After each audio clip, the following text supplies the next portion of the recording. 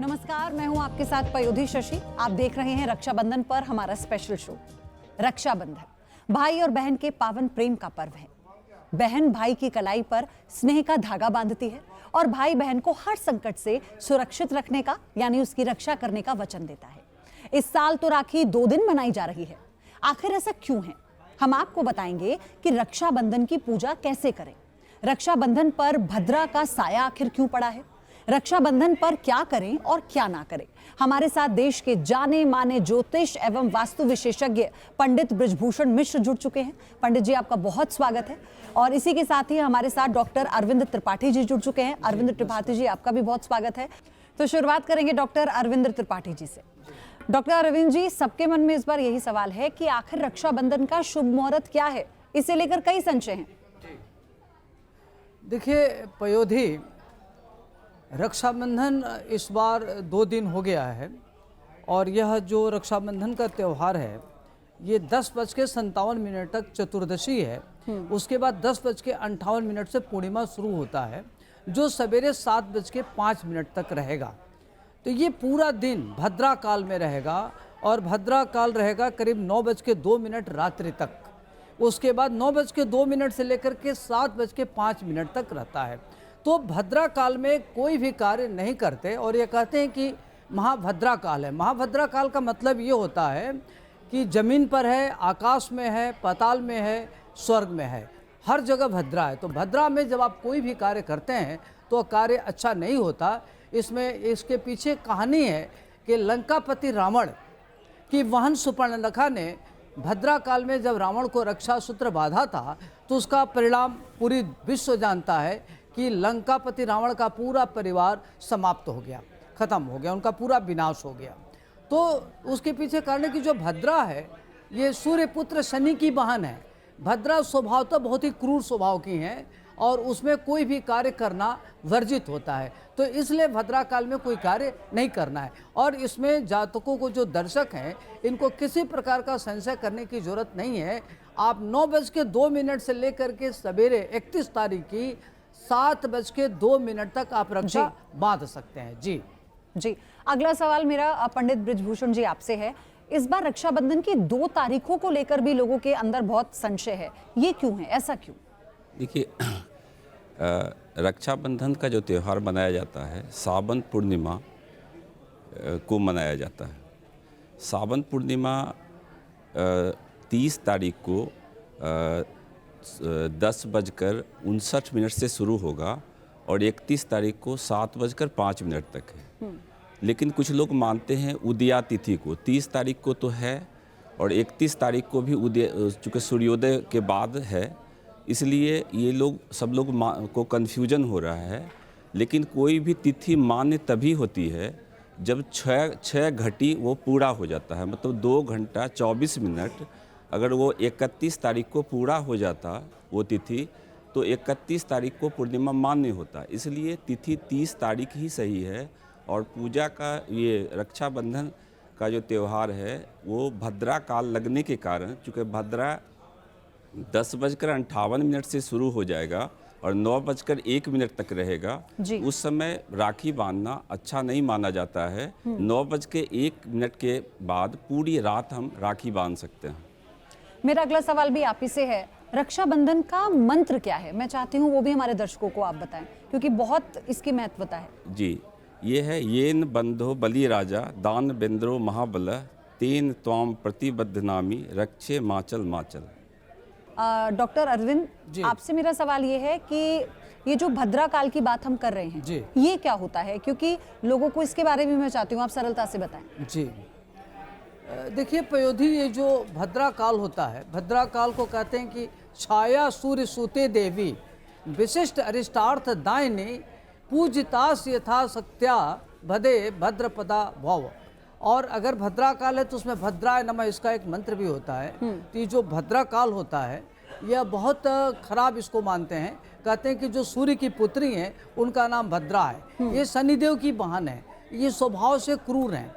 और भद्रा काल में कहते हैं कि जो चंद्रमा की राशियाँ होती हैं बड़ा पवित्र होता है, उसमें अमृत जैसे होता है। लेकिन जब भद्रा काल में होता है तो उसकी जो चंद्रमा की किरण है वो विष वमन करती है, इसलिए उस काल में भद्रा काल में कोई भी कार्य नहीं किया जाता। क्योंकि अगर भद्रा काल में आप कोई भी कार्य करते तो कार्य आपका अच्छे से नहीं होता, उसमें दिक्कतें आती हैं, परेशानियां आती हैं। इसलिए भद्रा काल में कोई भी कार्य नहीं करना चाहिए, कोई भी मांगलिक कार्य नहीं करना चाहिए, वैवाहिक कार्य नहीं करना चाहिए। इसमें रावण की बहन सुपर्णखा ने रावण को राखी बांधा था भद्रा काल में, जिसमें रावण का सब परिवार विनाश हो गया। इसलिए इसको देखते हुए इतिहास इसका साक्षी है, तो ऐसे काल में भद्रा में रक्षा सूत्र नहीं बांधा जाता। तो क्या राखी बांधने की कोई खास पद्धति भी होती है? देखिए, जब रक्षा बांधते हैं तो उसमें बहन क्या करती है कि सर्वप्रथम, जैसे यह जो रक्षाबंधन पड़ रहा है वह बुधवार के दिन पड़ रहा है। बुध दिन का जो स्वामी होते हैं वह स्वयं प्रथम पूज्य गणपति जी हैं। तो सर्वप्रथम क्या करना चाहिए कि थाल सजाना चाहिए। थाल में आपका दही होना चाहिए, सिंदूर होना चाहिए, रोली होना चाहिए, रुमाल होना चाहिए और तमाम तरह के जो पूजन सामग्री होती है, पुष्प, नैवेद्य सब होना चाहिए। होने के बाद और राखी होना चाहिए। तो पहले आप क्या करें कि भगवान श्री गणेश जी को राखी बांधें, उसके बाद क्या करें कि अपनी भाई को राखी बांधे, वो अच्छा रहता है। दूसरी बात यह है कि अगर कोई भी बहन है, अगर उसके राशि के हिसाब से अगर राखी बांधती है तो भाई के लिए बड़ा लाभप्रद होता है। तो उसमें मेष राशि लेके मीन राशि तक के लोगों के लिए अलग अलग रंग होता है। अगर आप बतावें तो मैं पूरी बताऊं कि किस रंग के लिए कौन सा राखी बांधना चाहिए जो उचित रहेगा। देखिए, जो मेष राशि वाले जो भाई हैं उनको क्या करना चाहिए कि मेष राशि के भाई वाले को लाल रंग का राखी बांधना चाहिए और केसर का तिलक लगाना चाहिए और उनको क्या करना चाहिए कि बूंदी की लड्डू खिलाना चाहिए। वो भाई के लिए बहुत ही अच्छा रहता है। और वहीं जो वृष राशि वाले लोग हैं उनको क्या करना चाहिए कि दूध या दूध से बनी मिठाई वो अपने भाई को खिलाना चाहिए और इनको सफ़ेद रंग का राखी बांधना चाहिए, जो बहुत ही अच्छा है। या सिल्वर कलर का या व्हाइट कलर का भी आप राखी बांध सकते हैं। और भाई को क्या करना चाहिए कि सिल्वर कलर का या व्हाइट कलर का कोई गिफ्ट दे या चांदी का सिक्का अपनी बहन को गिफ्ट दे तो अच्छा रहेगा। और उसमें दही, गुड़, हल्दी मिलाकर के तिलक लगाना चाहिए। वही जो मिथुन राशि वाले जातक हैं उनको क्या करना चाहिए कि हरे रंग का राखी अपने भाई को बांधना चाहिए और उसमें पिस्ता का मिठाई खिलाना चाहिए। और उनके हरे रंग का जो कुमकुम होता है उससे अगर अपने भाई को तिलक लगावें तो बहुत ही अच्छा रहेगा। वही जो कर्क राशि वाले लोग हैं वो खास तौर से अगर सफ़ेद रंग का अगर राखी बांधते हैं या सिल्वर कलर का राखी बांधते हैं तो बहुत ही अच्छा रहेगा। और उसमें दही गुड़ का मिला करके अपने बहन भाई को तिलक लगावे। और जो बहन है अपने भाई को दूध से बनी मिठाई अगर खिलाते अपने भाई के लिए तो बहुत अच्छा रहेगा। इसी तरीके से जो सिंह राशि वाले जातक हैं इनको क्या करना चाहिए कि गोल्डन कलर का राखी लेके बांधते हैं तो अच्छा रहेगा। और भाई को क्या करना चाहिए कि वो बूंदी की लड्डू खिलावें, अच्छा रहेगा उनके लिए। और भाई अपनी बहन को गोल्डन कलर का कोई भी गिफ्ट देता है या अगर वो सुखी संपन्न है तो अगर सोने का कोई आभूषण दे दे, अगर नहीं है तो पीले रंग का कपड़ा दे दे, बहुत ही अच्छा रहेगा। इसी तरीके से जो कन्या राशि वाले जातक हैं उनको क्या करना चाहिए कि हरे रंग का राखी बांधना चाहिए अपने भाई को और पिस्ता अपने भाई को मिठाई खिलाना चाहिए और हरे रंग का कुमकुम का तिलक लगा करके भाई की कलाई पर राखी बांधे तो बहुत ही अच्छा रहेगा। ठीक इसी तरीके से अगर वृश्चिक जो राशि वाले लोग हैं वो लाल रंग का या केसरिया रंग का अगर राखी बांधती अपने भाई को तो अच्छा रहेगा। और उनको क्या करना चाहिए कि बहन को अपने भाई को बूंदी की लड्डू खिला दे, अच्छा रहेगा। और भाई क्या करे अपने बहन को केसरिया कलर का कोई भी वस्त्र गिफ्ट करे या सोने का कॉइन गिफ्ट कर दे या कोई सोने का छोटा मोटा आभूषण गिफ्ट अपनी शक्ति के अनुसार। ये नहीं कि आप ये देना बहुत अनिवार्य है। ये चूंकि प्रेम का है, भाई बहन का जो रिश्ता है प्रेम का है, उसमें अगर शक्ति है जो भी उपहार देना चाहे दे। तो अगर वो पीले रंग का दे दे तो या गोल्डन कलर का दे तो बहुत अच्छा रहेगा। अब खास तौर से जो धनु राशि वाले लोग हैं, धनु राशि वाले क्या करें कि पीले रंग का राखी ले और अपने भाई की कलाई पर बांधें और वो क्या करें हल्दी, कुमकुम और दही गुड़ मिला करके तिलक लगावें और बहन को अपनी पीले रंग का अगर वस्त्र गिफ्ट करते हैं तो बहुत ही अच्छा रहेगा। ठीक वैसे जो मकर राशि के लोग हैं तो मकर राशि का स्वामी शनि होता है। शनि को काला है, हरा है, नीला है या सफ़ेद रंग का अगर कोई भी अगर राखी लेकर के बांधा जाए तो अच्छा रहेगा। और भाई को अपनी बहन को क्या करना चाहिए कि हरे रंग का या सफ़ेद रंग का या काले रंग को अशुभ मानते हैं, क्योंकि काला रंग निगेटिव ऊर्जा का कारक होता है, इसलिए सफ़ेद रंग का अगर कोई वस्तु देता है तो अच्छा रहेगा। उसी प्रकार से अगर कुंभ राशि वाले लोग हैं तो कुंभ राशि वाले भी क्या करेंगे कि अपनी भाई को सफ़ेद रंग का राखी या हरे रंग का राखी अगर उनके भाई की कलाई में बांधते हैं तो अच्छा रहेगा। और भाई को क्या करना चाहिए कि सफ़ेद रंग का वस्तु गिफ्ट करना चाहिए। और जो मीन राशि वाले जातक हैं उनको क्या करना चाहिए कि जो पीले रंग का राखी ले और अपने भाई की कलाई पर बांधे और हल्दी दही गुड़ का मिला करके तिलक लगावे।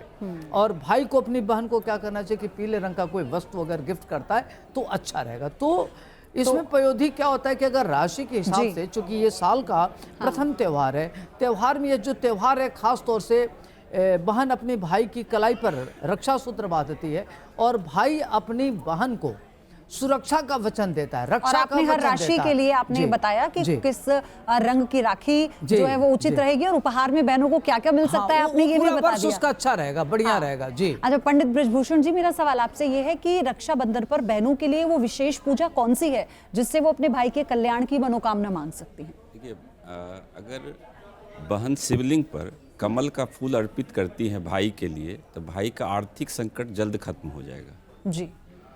अगर शिवलिंग पर शाम के वक्त घी का दिया जलाती हैं तो भाई पर चल रहे मुकदमा जल्द खत्म हो जाएगा। शिवलिंग पर अगर गुलाब जल चढ़ाती हैं तो भाई और भाभी के बीच चल रहे मतभेद जल्द खत्म हो जाएंगे। गणेश जी को लाल फूल चढ़ाती हैं तो भाई के रुके काम बनने शुरू हो जाएंगे। शिवलिंग पर सम्मी का पत्ता चढ़ाती हैं तो शनि की 7.5 या ढैया से राहत मिल जाएगा।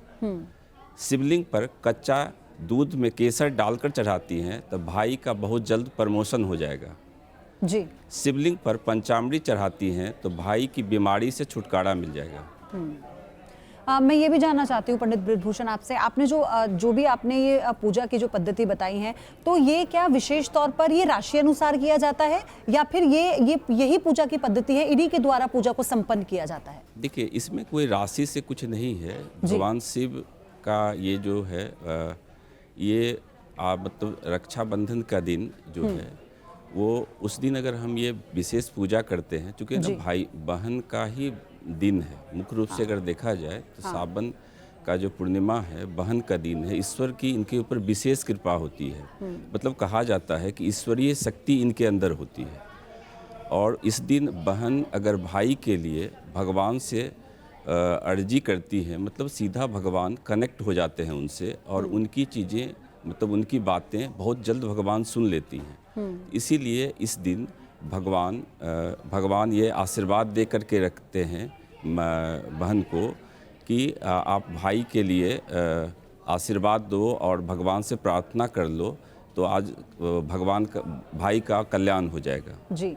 मेरा आपसे ये भी सवाल है कि व्रत रखने की भी परंपरा रही है, हम देखते हैं कुछ बहनें जब तक कलाई पर राखी नहीं बांध देती तो कुछ खाती नहीं है, तो क्या व्रत का भी कोई विशेष महत्व होता है रक्षाबंधन पर? देखिए, होता है इसमें कि व्रत रखते हैं, लेकिन अगर जैसे कि इस बार 9:01 से हो रहा है तो करना क्या है कि 3 घंटे पहले हम खाना ना खाएं, उसके बाद स्नान ध्यान करके वस्त्र नए वस्त्र या धुलाए हुए वस्त्र को पहन करके उसके बाद हमको करना चाहिए। जी जी। आपने जो मंत्र बताया था रक्षाबंधन को लेकर, मैं चाहती हूँ आप उसका अर्थ भी बताएं हमारे दर्शकों को ताकि वो समझ पाएं। देखिए, इसमें क्या है ना कि मतलब इसका यही है कि जो हम कलाई पे राखी बांधते हैं, इससे ना भगवान हमारे भाई की पूर्ण रक्षा करें। और मैं चाहती हूँ कि अब आप हमें रक्षाबंधन की पौराणिक कथाएं भी बताएं। इसमें ना 2 कथाएं प्रचलित है। एक तो राजा बलि की है। एक्चुअली राजा बलि जब भगवान के स्वर्ग को जब जीतने के लिए यज्ञ कर रहे थे तो वो इंद्र घबरा करके भगवान विष्णु के पास गए कि मेरी रक्षा करो, देवता की रक्षा करो। तो भगवान विष्णु ने 52 अवतार के रूप में वो गए और उनसे भिक्षा मांगने के लिए बलि से, और बलि उनको छोटा समझ करके उन्होंने वो तैयार हो गए। उन्होंने 3 पग मांगा था और 3 पग देने को राजा बलि तैयार हो गए। पहले पग में वो पृथ्वी को पूरा लांघ गए, दूसरे पग में ब्रह्मांड को लांघ गए। जी। उसके बाद राजा बलि समझ गए कि ये साधारण मानव नहीं है, ये कोई ईश्वर ही हैं, श्रीहरि हैं। तो फिर तीसरा पग के लिए उन्होंने कहा कि तीसरा पग मैं कहाँ रखूं? तो राजा बलि बोले कि आप मेरे सर पे रख दीजिए। और जो वामन अवतार जो भगवान विष्णु का था, वो भगवान अति प्रसन्न हुए और अपने पूर्ण स्वरूप में आ गए। और पूर्ण स्वरूप में आने के बाद उनको बोले कि आज तुम वरदान मांगो, तुमको हम क्या दें? तो राजा बलि बोले कि आप पृथ्वी ये पाताल लोक में सदा आप हमारे साथ रहिए। और चूँकि वो वचन दे दिए थे भगवान विष्णु, तो वो भगवान विष्णु उनके साथ पाताल लोक में रहने लगे। ये बातें माँ लक्ष्मी को पता लगी और माँ लक्ष्मी पाताल लोक आई और पाताल लोक आकर के राजा बलि को राखी बांधी, रक्षा सूत्र और अपनी भाई बना ली और उपहार स्वरूप में अपने भगवान विष्णु को वो मांग ली और वो भगवान विष्णु को वो दे दिए, जिससे कि भगवान विष्णु आज़ाद हो गए। जी। जी। और दूसरी कथा क्या है इसकी? देखिए, दूसरी कथा है कि ये भगवान कृष्ण की कथा है। जी। कि भगवान कृष्ण एक युधिष्ठिर राजस्यु एक यज्ञ किए थे, उसमें कौरवों को बुलाए थे और उसमें शिशुपाल भगवान कृष्ण को का अपमान कर रहे थे। और भगवान कृष्ण उनकी बुआ हैं, उनको ना वो बोले थे कि 100 गलती मैं माफ़ कर दूंगा, 100 गलती से जो ही अधिक होगा तो फिर मैं माफ़ नहीं करूंगा। और वो शिशुपाल का वो गर्दधर को अलग कर दिए थे। और जब उनका चक्र जब लौट करके उनके उंगली में आया तो वो उंगली उनका कट गया और द्रौपदी अपने पल्लू को फाड़ करके, साड़ी को फाड़ करके उनके उंगली को बांध दी थी। और उसी दिन भगवान कृष्ण वचन दिए थे कि एक एक धागे का ऋण है मेरे पास और मैं इसका ऋण चुकाऊंगा। और जब युधिष्ठिर जुए में द्रौपदी को हार गए थे, उस समय दुशासन द्रौपदी का चीर हरण कर रहे थे। उस समय भगवान कृष्ण उनकी रक्षा किए थे। जी जी। डॉक्टर अरविंद, ये तो कहानी हुई, इन्हीं कहानियों के आधार पर इस त्योहार का महत्व और ज़्यादा बढ़ जाता है। लेकिन मेरा सवाल आपसे ये है कि इस त्योहार में सब कुछ क्या बहनों के लिए लिखा गया है? भाइयों के लिए भी किसी तरह का कोई ऐसी पद्धति होती है जो वो भी जब वो रक्षा का वचन देते हैं तो उस वक्त क्या कोई मंत्र होता है जो भाई भी जपें? जी देखिए, उसमें तो मंत्र एक ही है। क्या होता है कि रक्षाबंधन मतलब तो जो वो व्यक्ति जो बंधन में जो जुड़ता है, जो रक्षा करने का वचन लेता है, तो भाई के लिए भी होता है। बहन अपने भाई की रक्षा के लिए वचन लेती है, तभी तो बांधती है। दोनों एक दूसरे के प्रति वचनबद्ध होते हैं और उसी वचनबद्धता को लेकर के ये कार्य करते हैं। तो उसमें मूल उद्देश्य दोनों की एक दूसरे के रक्षा का वचन है। और इसीलिए कई बार ऐसा भी होता है कि किसी का भाई नहीं है, वो क्या करे? तो आप रक्षा अपने गुरु को बांध सकते हैं, पिता को बांध सकते हैं। ये रक्षा सूत्र है, रक्षा सूत्र है। और इसमें जिसको बांधा जाता है वो भी रक्षा का वचन देता है और बांधने वाला भी रक्षा का वचन, कि एक दूसरे की रक्षा एक दूसरे के लिए प्रतिबद्ध होते हैं। हाँ, तो चाहे भाई हो चाहे बहन, इसलिए इस पावन पर्व की महत्वता और ज्यादा बढ़ जाती है। आप एक बार फिर से आप दोनों का बहुत बहुत शुक्रिया। डॉक्टर अरविंद, आप हमारे साथ जुड़े, और पंडित बृजभूषण, आप दोनों का बहुत शुक्रिया।